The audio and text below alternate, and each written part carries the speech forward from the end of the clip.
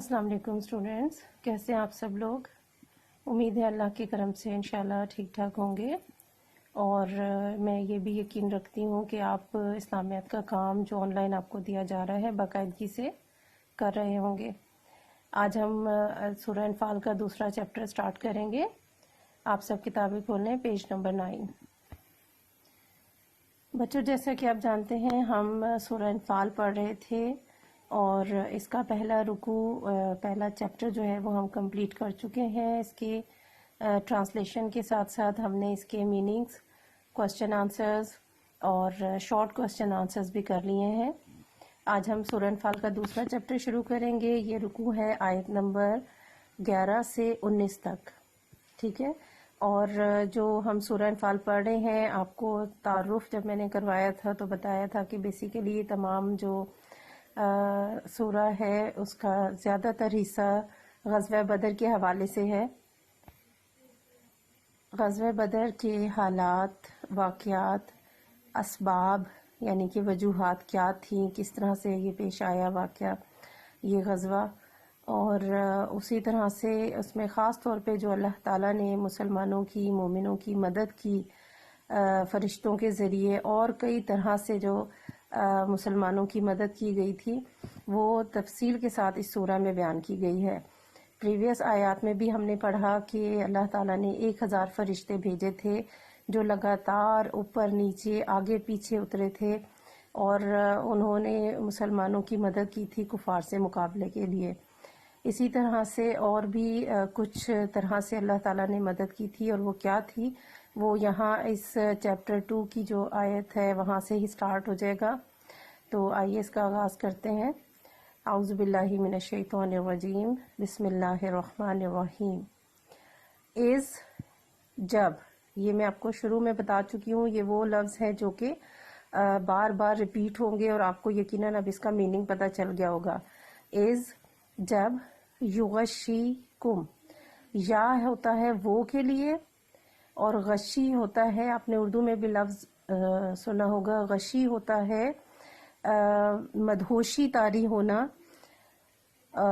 نیند طاری ہونا، اونگ آ جانا، اور کم کہتے ہیں تم سب کے لیے، یعنی سامنے موجود جو لوگ ہیں جن سے مخاطب ہو کے بات کی جاتی ہے تو وہ کم کے لیے۔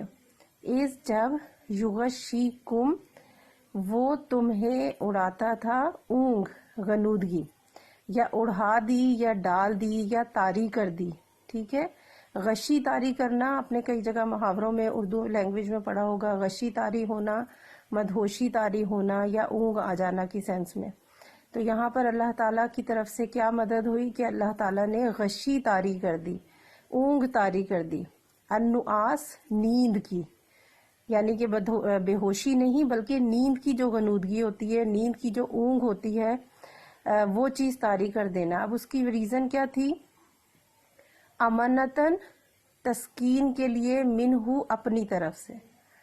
اب یہ مسلمانوں کی مدد کس طرح اور کس طرح سے کس لیے ہوئی کہ جیسے آپ اگر فار ایگزامپل آپ کے اگلے دن کوئی ایگزام ہے، کوئی پیپر ہے بہت ٹف ہے، اور آپ اس کے لیے بہت پریشان ہیں، تو بعض اوقات ایسا ہوتا ہے کہ رات کو نیند اڑ جاتی ہے، پرسکون نہیں ہوتا انسان، اور اگر رات کو سوئیں گے نہیں تو صبح ظاہر ہے فریش نہیں ہوں گے اور صحیح سے ایگزام بھی نہیں دے سکیں گے۔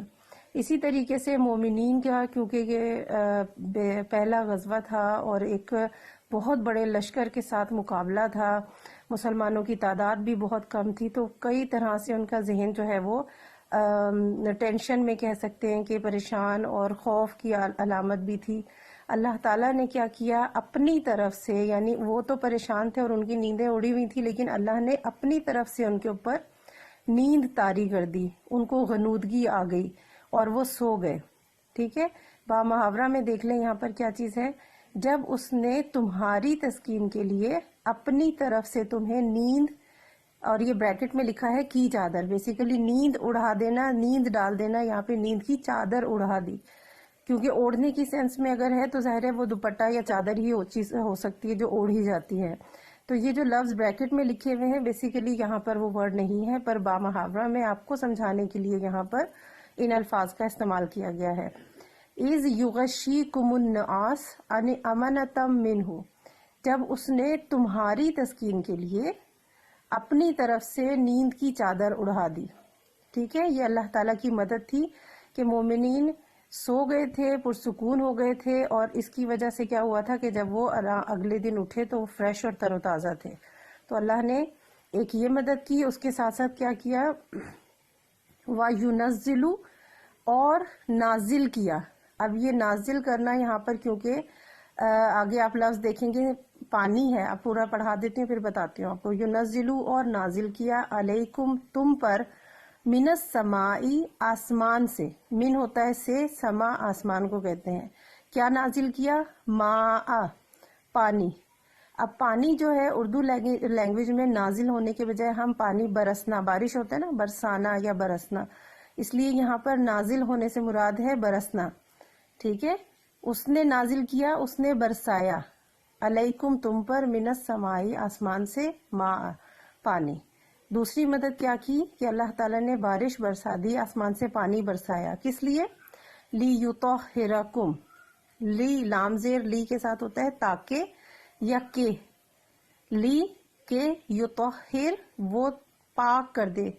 طہر جو حروف ہیں وہ طہارت، پاکیزگی کے لیے لفظ، آپ نے اردو میں بھی یہ لفظ طہارت سنا ہوگا. طہر طہارت سے مراد، طہارت پاکیزگی کو کہتے ہیں، پاک ہونے کو. اور کم آ گیا ہے پھر وہی لفظ، یعنی کہ تم سب، یہ جو مومنین ہیں سب کے سب، ان کے لیے بات ہو رہی ہے. لیطہرکم بہ، تاکہ وہ تمہیں پاک کر دے، بہ، کسے؟ اس سے. یعنی یہ جو پانی برسایا ہے، اس وقت بارش ہوئی، پانی برسایا، اور پانی سے کیا ہوا کہ انہیں غسل کرنے کے لیے، پاک صاف ہونے کے لیے، وضو کرنے کے لیے پانی مل گیا. ٹھیک ہے، وَيُنَزِّلُ عَلَيْكُم مِّنَ السَّمَاءِ مَاءً، اور اس نے آسمان سے پانی برسایا، لِيُطَهِّرَكُم بِهِ، تاکہ اس سے تمہیں پاک کر دے. اب یہاں بریکٹ میں لکھا ہے نہرا کر، مراد یہ ہے کہ جیسے غسل کرنے کے لیے، وضو کرنے کے لیے پانی میسر آ گیا اور اس سے پاک ہو گئے. وَيُذْهِبَ، اور وہ دور کر دے، عَنْكُم، تم سے، رجز الشیطان، رجز کہتے ہیں ناپاکی کو، گندگی کو، الشیطان، شیطان کو، شیطان کی نجاست، شیطان کی گندگی، شیطان کی ناپاکی، اس کو دور کرنے کے لیے اللہ نے کیا کیا؟ آسمان سے پانی برسایا تاکہ غسل کر کے، وضو کر کے سب پاک صاف ہو جائے اور شیطانی نجاست جو گندگی ہے وہ دور ہو جائے. وَلِيَرْبِطَ، وا اور لی لام زیر لی کے، یربت، وہ مضبوط کر دے، وَلِيَرْبِطْ، اور تاکہ مضبوط کر دے، عَلَىٰ قُلُوبِكُمْ، تمہارے دلوں کو. یعنی جب انسان پاک صاف ہوتا ہے، باوضو ہوتا ہے، اللہ کا ذکر کرتا ہے، نماز پڑھتا ہے، تو کیا ہوتا ہے؟ اسے دلی سکون حاصل ہوتا ہے، اسے مضبوطی حاصل ہوتی ہے، اسے کسی کا خوف نہیں رہتا. تو اس سے کیا ہوا کہ اللہ نے آسمان سے پانی برسایا تاکہ شیطانی نجاست دور ہو جائے، یعنی کہ جو گندگی ہے، ناپاکی ہے، ظاہر ہے وہ شیطانی نجاست کی علامت ہے، برائی کی طرف رکھتی ہے. اگر ناپاک ہوتے ہیں تو ظاہر شیطانی خیالات جو ہیں وہ زیادہ شیطان حاوی ہوتا ہے. شیطانی نجاست کو دور کرنے کے لیے، اور کس لیے؟ وَلِيَرْبِطَ، اور تاکہ مضبوط کر دے، عَلَىٰ قُلُوبِكُمْ، تمہارے دلوں کو. ٹھیک ہے، وَيُثَبِّتْ، اور تاکہ ثابت قدم رکھے، جمائے رکھے. ثبت ہوتا ہے جمانا، مضبوط کرنا. بِهِ الْأَقْدَامِ، اس سے اقدام قدم کی جمع ہے، یعنی پاؤں جمانا. جو اردو محاورہ ہم پڑھتے ہیں نا، پاؤں جم جانا یا پاؤں جمانا، یعنی کسی چیز پر مضبوطی سے قائم رہنا، پختہ ارادہ ہونا.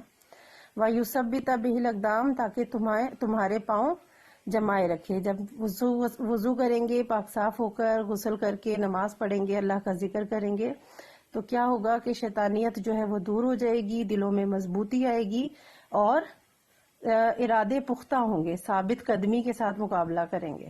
ٹھیک ہے جی، یہ ایک آیت میں آپ کو کیا چیزیں نظر آئیں؟ اللہ نے پہلے سب سے نیند کی چادر اڑا دی تاکہ پرسکون ہو جائیں، اس کے ساتھ ساتھ آسمان سے پانی برسایا تاکہ شیطانی نجاست، گندگی دور ہو جائے اور پاک صاف ہو جائے، اور ساتھ ساتھ کہ ان کے تمہارے دل مضبوط ہو جائیں اور ثابت قدم رہیں، یعنی تمہارے پاؤں جمے رہیں مضبوطی سے.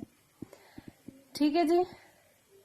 از، جب، یوحی، وہ وحی کرتا. وحی کرنا ہوتا ہے نا، حکم دینا، فرمانا، جو اللہ تعالیٰ فرماتا ہے. یہاں پہ یوحی وہ وحی کرتا تھا یعنی فرماتا تھا ربو کا تمہارا رب الل ملائکہ فرشتوں سے، اور جب تمہارے رب نے فرشتوں سے وحی کی یعنی کہ ان کو پیغام دیا کہ جا کر وحی کیا ہے، جو اللہ کا پیغام ہے جو لوگوں تک اور نبیوں تک پہنچتا ہے، تو یہاں پہ یہی کہ جا کر پیغام دو، فرشتوں سے فرمایا کہ پیغام دو، جا کر کیا پیغام دو، انی معکم میں تمہارے ساتھ ہوں، فثبتوا الذین آمنوا تو ثابت قدم رہیں جو لوگ ایمان لائے ہیں، یعنی اللہ نے فرشتوں کے ذریعے وحی کی اور پیغام پہنچایا کہ میں تمہارے ساتھ ہوں اور تم ثابت قدم رہو۔ ٹھیک ہے جی، یہاں تک سمجھ آئی آپ کو آیت؟ سألقی میں ڈال دیتا ہوں، یعنی یہ پیغام پہنچایا اور فرمایا سألقی میں ڈال دیتا ہوں، فی قلوب الذین، فی ہوتا ہے میں، یعنی کسی چیز کے اندر، آئی این لفظ ہم انگلش میں یوز کرتے ہیں نا، کسی چیز کے اندر میں، قلوب قلب کی جمع ہے، دلوں، الذین کفروا کافروں کے، میں کافروں کے دلوں میں ڈال دیتا ہوں، کیا ڈال دیتا ہوں، الرعب، روب کہتے ہیں ہیبت، خوف، دبدبہ، روب اردو میں بھی لفظ یہ یوز ہوتا ہے، میں کافروں کے دلوں میں روب ڈال دیتا ہوں یعنی خوف پیدا کر دیتا ہوں، فَضْرِبُوا تو ضرب لگاؤ، دو زود را اور با، ضرب لگانا ہوتا ہے نا، کسی چیز کو زور سے مارنا، ضرب لگانا، تو ضرب لگاؤ، فوقہ ہوتا ہے اوپر، کسی چیز کے اوپر، کس کے اوپر، الاعناق گردنیں، تو ان کی گردنوں پہ ضرب لگاؤ مطلب زور سے مارو، وَضْرِبُوا اور ضرب لگاؤ یعنی اور مارو، منہم ان کا، کلّ بنان ایک ایک پور، بنان کہتے ہیں پور کو، ایک ایک پور یعنی جسم کا ایک ایک جو حصہ ہے، کونا ہے، کارنر ہے، ایک ایک حصہ، کلّ بنان پور پور، ہر حصے کے اوپر ضرب لگاؤ۔